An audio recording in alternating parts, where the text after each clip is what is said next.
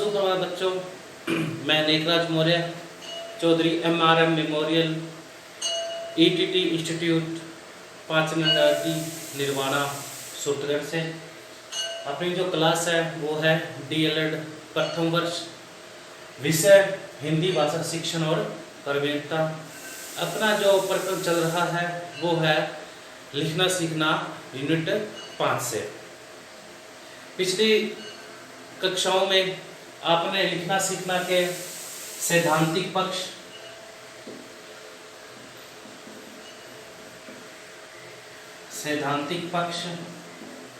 लिखना सीखना के महत्व, उद्देश्य, विशेषताएं, सुंदर लेखन में रुचि उत्पन्न करने के उपाय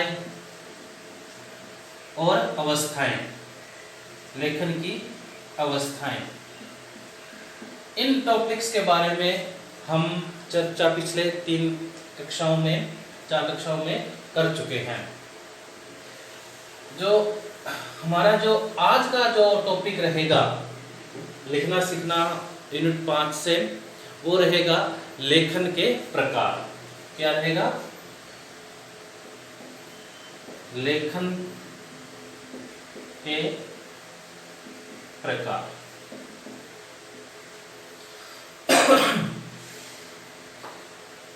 लेखन के प्रकार के बारे में आज हम अच्छे से पढ़ेंगे। तो इसमें मुख्यतः 4 प्रकार हैं। इसमें पहला है सुलेख। क्या है? सुलेख।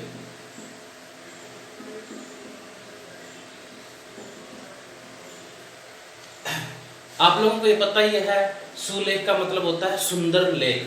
क्या होता है?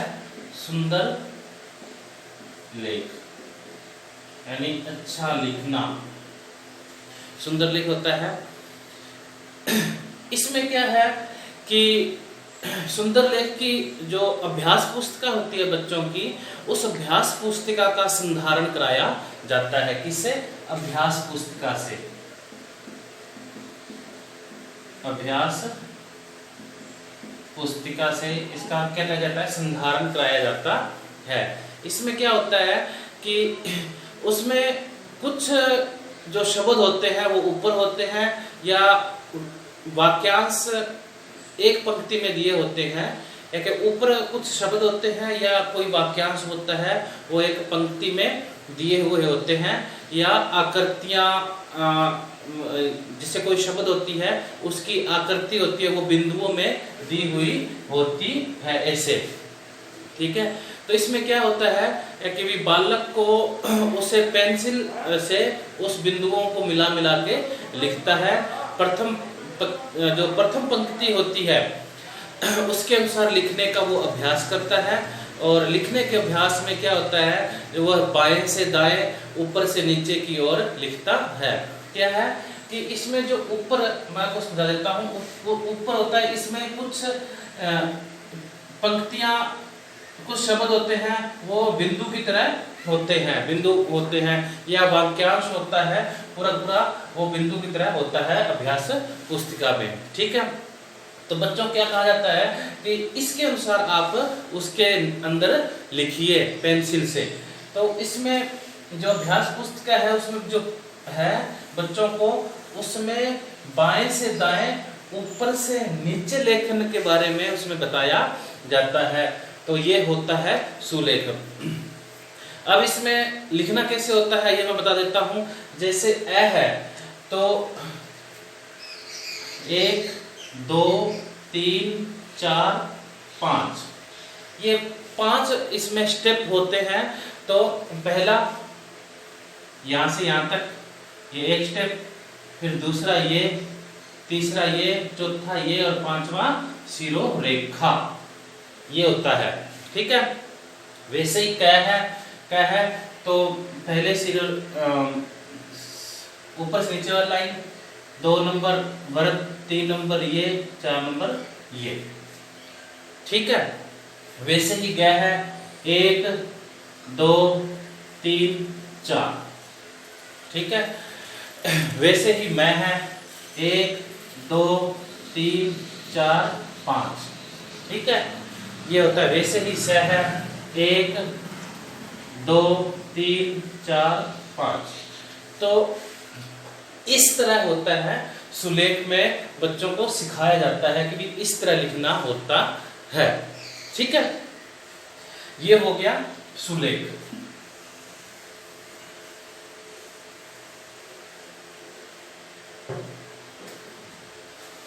दूसरा है अनुलेख। क्या है? अनुलेख। इसमें क्या होता है कि इसमें बाद में अध्यापक जो होता है वो 2 या 4 लाइन कॉपी में ऊपर वाले वर्ण, 1 2 शब्द या वाक्यांश लिख देता है। क्या है? ऊपर वाली लाइन में जो टीचर होता है वो 1 2 शब्द होता है, वाक्यांश होता है, वो लिख देता है। और बच्चों से कहा जाता है कि ये जो लिखा हुआ है इसको सुंदर सुंदर लिख के घर से लेके आना है, या वहीं वहां पे समय तो वहीं पर लिख ले। समझ में आ गया? अनुलेख होता है जैसे राम घर चल, ये है, ये लिखा हुआ है। अब ऐसे ही बच्चों को कहा जाता है या कि पूरे जो पेज है वो पूरा का पूरा पेज लिखें और सुंदर सुंदर लिखें, और शिक्षक जो है इसकी जांच कर लें, पूरा लिखा है, अच्छे से लिखा है, नहीं लिखा है। जहां भी त्रुटियां हैं उसको लाल पेन से आप उसको त्रुटि को निकाल सकते हैं। तो ये 2 नंबर हो गया अनुलेख।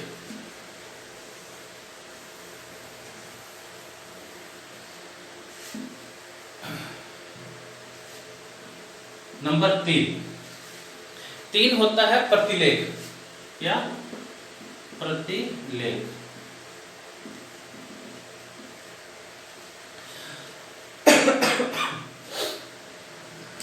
प्रतिलेख में क्या होता है कि अनुलेख का पर्याप्त अभ्यास जब हो जाता है बच्चों को, तब प्रतिलेख का कार्य दिया जाता है। इसमें बालक के सामने एक आदर्श लेख होता है। बालक के सामने एक मतलब मान लो एक आदर्श लेख होता है। इसमें क्या होता है, बालक इसको देखकर उसी आकार एवं प्रकार से अक्षरों को और शब्दों को और वाक्यों को रचना करता है। जैसा लिखा हुआ है वैसे का वैसा, सेम टू सेम, उसी साइज का। तो उसके सामने एक लेख होगा और बच्चा है उसको देख देख के सेम टू सेम वैसा ही उसी आकार से उन शब्दों को, उन वाक्यों को, उन वाक्यांश को वो अपनी कॉपी में लिखता है, रचना करता है। और इसमें भी, प्रतिलेख में भी जो शब्द होते हैं उन शब्दों की सुंदरता, डोलता, उसमें मध्यस्थता, उसमें अंतर, समानुपात, मतलब जितने भी सुंदर लेखन के विशेषताएं होती हैं वो सारे के सारे पर उस पर ध्यान देना होता है कि वो सुंदर है, उसमें उचित मात्रा पे दूरी हो, सब चीज स्पष्ट हो, सब चीज उस पर ध्यान देना होता है। इसमें क्या है, इसमें लेख सुधार तो होता ही है और साथ साथ में बालकों को क्या है, नए नए शब्दों, वाक्यों से वो भी इसमें परिचित होता है। क्यों? क्योंकि बहुत से शब्द ऐसे होते हैं जो वो पहली बार सामने होता है, उसके पहली बार पढ़ रहा होता है, पहली बार जान रहा होता है। जो अब ये है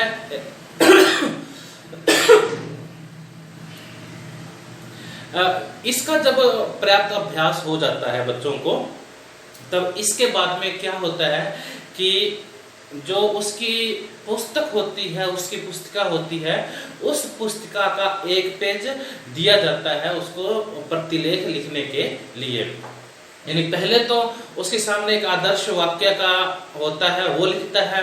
जब उसमें उसका अभ्यास हो जाता है, लिख के अभ्यास हो जाता है, उसके बाद में क्या होता है कि उसकी जो पुस्तक होती है, उसकी जो पुस्तिका होती है, उसमें एक पृष्ठ दिया जाता है उसको लिखने के लिए, उसकी नकल करने के लिए प्रतिदिन। ठीक है, बच्चे को नकल करने के लिए पाठ्य पुस्तक की पुस्तक हो गया, पत्र पत्रिकाएं भी दी जा सकती हैं, जो भी चीज है, कहानी भी दी जा सकती है, तो वो नकल करके वो लिख के लेके आता है। तो इसमें क्या है कि इस जब वो प्रतिलेख लिखेगा, घर से छांट के लिखेगा, तो उसमें क्या होगा कि बालकों की क्षमता, रुचि और अनुभव आदि का ध्यान उसमें रखना चाहिए कि भी जब वो लिख रहा है वो उसके रुचि के अनुसार है तो सही ना।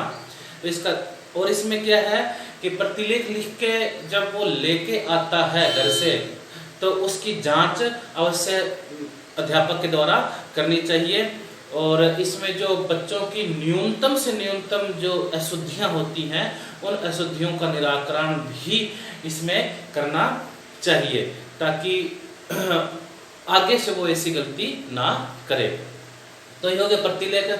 इसमें है, मैंने आपको बताया ही था कि नॉर्मल सी बात ये है कि सबसे पहले उसका एक आदर्श वाक्य होता है, उस आदर्श वाक्य को वो सेम टू सेम देख के लिखता है। जब उसमें वो अभ्यास हो जाता है, उसका पूरा अभ्यास हो जाता है, सुंदर लेखन लिख लिया जाता है, इसके बाद में जो उसकी अभ्यास पुस्तिका होती है, पत्रिकाएं होती है, कहीं से भी उसको एक पेज लिखने के लिए दे दिया जाता है और वो फिर घर से लिख के लाता है। तो उसमें इसमें छोटी से छोटी गलतियों का ध्यान भी इसमें रखना चाहिए। तो ये तो हो गया प्रतिलेख।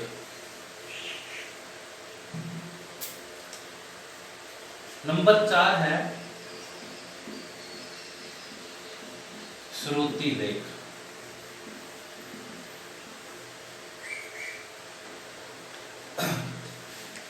श्रुति लेख भी एक तरह से सुलेख में ही आता है। इसमें क्या है कि प्रतिलेख जब वो पारंगत हो जाता है, जब वो वर्तनियां बहुत कम गलती करता है, नहीं मतलब नाय के बराबर जब वो करने लग जाता है, वो सुंदर स्पष्ट लिखने लग जाता है, इसके बाद में सही वर्ण के प्रत्यास्मरण के लिए उससे श्रुति लेख सप्ताह में एक बार करवाना चाहिए। क्या है कि प्रतिलेख का ज्ञान हो गया, प्रतिलेख में वो पारंगत हो गया, इसके बाद में श्रुति लेख आता है। श्रुति लेख में बच्चों को डालना चाहिए, क्योंकि प्रतिलेख के अंदर वो अब गलतियां बहुत कम करने लगा है, नए के बराबर करने लगा है, और अब वो देख के लिखने हो गया। अब श्रुति लेख में क्या है कि बच्चा जो होता है वो सुन के लिखता है, तो उसके ये क्यों आवश्यक है, उसके प्रत्यास्मरण के लिए ये आवश्यक है। और ये प्राथमिक स्तर में कम से कम सप्ताह में एक बार ये करवाना चाहिए। तो इसमें क्या होता है, श्रुति लेख में जो यानी कि सुनकर लिखने की क्षमता का विकास होता है। इसमें जो शिक्षक है वो कक्षा के स्तर के अनुकूल ही परिच्छेद को पहले गति पूर्वक वाचन करता है। जो पैराग्राफ होता है उस पैराग्राफ को गति पूर्वक यानी जल्दी जल्दी से एक बार उसको वाचन करता है, पढ़ता है। तो इससे क्या होगा कि भी बालक उस वाचन को ध्यान से सुनते हैं, क्योंकि अब उनको लिखना है। तो पहली बार तो क्या करेगा, उस पैराग्राफ को, उस परिच्छेद को गति से वाचन करेगा, गतिपूर्वक वाचन करेगा। और इस समय बालक केवल सुनेंगे, ध्यान रखें कि इस समय बालक है वो केवल सुनेंगे। इसके बाद में जो शिक्षक है एक वाक्यांश को 3 बार बोलता है। एक वाक्यांश को कितने बार बोलता है? 3 बार।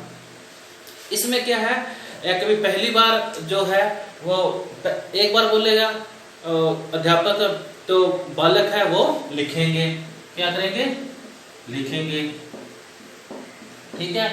अब दूसरी बार बोलेंगे तो जो बाकी बच्चे बचे हुए हैं वो लिखेंगे, जो पीछे रुक के या जिसकी बहुत ज्यादा स्लो लिखते हैं वो लिखेंगे, ठीक है। और तीसरी बार क्या है, यदि मिलान करेंगे या कभी जो अध्यापक ने बोला है वो सेम टू सेम हमने लिखा है या नहीं, यानी कि वाक्यांश को जो बच्चे हैं वो सुनकर उसको प्रत्यास्मरण करते हैं और लिखते हैं, और तीसरी बार में वो अपने लिखे हुए की जांच करते हैं। तो तीसरी बार में क्या हो गया, मूल्यांकन करना या जांच वो करते हैं। तो एक जो वाक्यांश होता है उसको 3 बार बोलना होता है। तो इससे क्या है, बालक जो है वो बार बार पुनरावृत्ति करने के लिए नहीं बोलेंगे कि भी सर मेरा रह गया, मेरा रह गया, ठीक है। अंत में शिक्षक है वो पुनः गतिपूर्ण वाचन करता है, जिससे वो सारा का सारा एक बार मिलान कर लिया जाता है। श्रुति, इसमें क्या है कि श्रुति लेख की भी जांच अवश्य की जानी चाहिए अध्यापक के द्वारा। जो वर्तनी है उसको अशुद्धियों को शुद्ध करके हाशिए में लिखा जाए। हाशिया तो आप लोगों को पता ही होगा, जैसे ये कॉपी है, ये कॉपी का पेज है, और ये जो होता है ये और ये हाशिया होता है। तो हाशिए में लिखा जाना चाहिए, और प्रत्येक अशुद्धि को कम से कम 10 से 15 बार लिखना चाहिए बच्चों के द्वारा।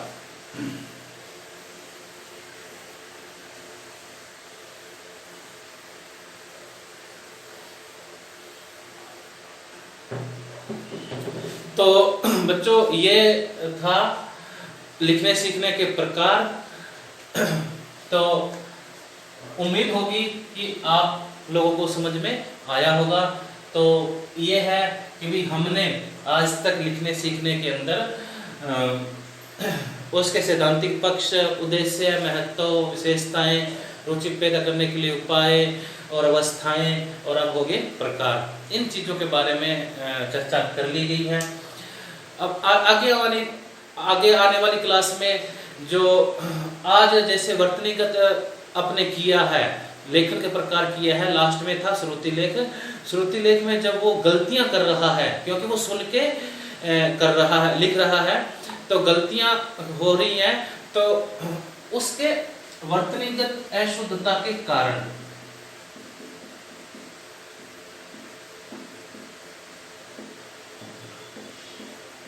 अशुद्धता के कारण जो आगे आने वाली क्लास होगी, उस क्लास के अंदर हम वर्तनीगत अशुद्धता के कारण के ऊपर प्रकाश डालेंगे। देखो श्रुति लेख में वो लिख रहा है, जो अच्छा लिख रहा है वो ठीक है, और जो अशुद्ध लिख रहे हैं और बार बार प्रयास करने के बाद में भी वो शुद्ध नहीं कर रहे हैं, तो उसके क्या क्या कारण हो सकते हैं उसके बारे में चर्चा करेंगे।